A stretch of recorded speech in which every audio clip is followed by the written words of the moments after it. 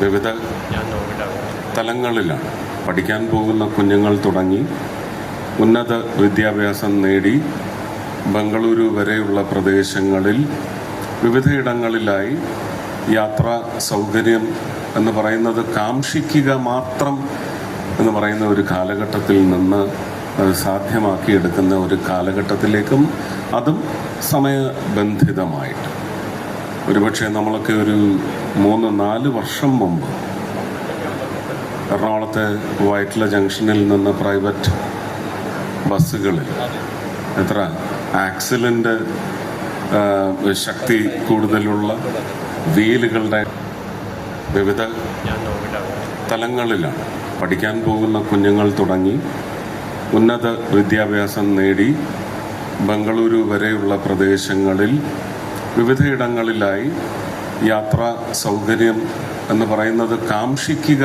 മാത്രം എന്ന് പറയുന്ന ഒരു കാലഘട്ടത്തിൽ നിന്ന് അത് സാധ്യമാക്കിയെടുക്കുന്ന ഒരു കാലഘട്ടത്തിലേക്കും അതും സമയബന്ധിതമായിട്ട് ഒരുപക്ഷെ നമ്മളൊക്കെ ഒരു 3-4 വർഷം മുമ്പ് എറണാകുളത്തെ വിവിധ തലങ്ങളിലാണ് പഠിക്കാൻ പോകുന്ന കുഞ്ഞുങ്ങൾ തുടങ്ങി ഉന്നത വിദ്യാഭ്യാസം നേടി ബംഗളൂരു വരെയുള്ള പ്രദേശങ്ങളിൽ വിവിധയിടങ്ങൾ ഈ ബംഗളൂരു സർവീസ് നമ്മൾ ഏതാണ്ട് 1 വർഷം മുമ്പ് 10 മാസം മുമ്പാണെന്നാണ് എൻ്റെ ഓർമ്മ ഈ സർവീസ് നമുക്ക് തുടങ്ങാൻ സാധിച്ചത്. അന്ന് 8 കോച്ചുകൾ മാത്രമുള്ള റേക്കാണ് നമുക്ക് ലഭിച്ചിരുന്നത്. അന്ന് മുതൽ ഇത് 16 ആക്കണം, ഇത് തിരുവനന്തപുരം വരെയും എക്സ്റ്റെൻഡ് ചെയ്യണമെന്ന് പറയുന്ന മലയാളികളുടെ ആവശ്യം. അതല്ല, ബോർഡറിലുള്ളവർക്കും വരാൻ പറ്റണം, നാഗർകോവിൽ വരെ എത്തിക്കണമെന്ന് പറയും. പക്ഷേ വന്ദേ ഭാരതിനെ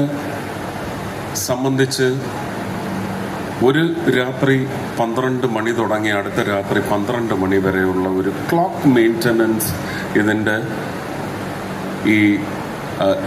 ഇത്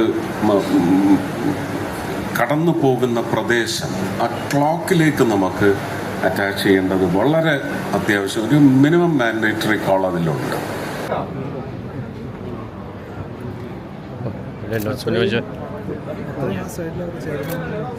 ഇങ്ങോട്ട് കയറിയേക്ക്, കുറച്ചുകൂടി മുമ്പോട്ട് കയറി.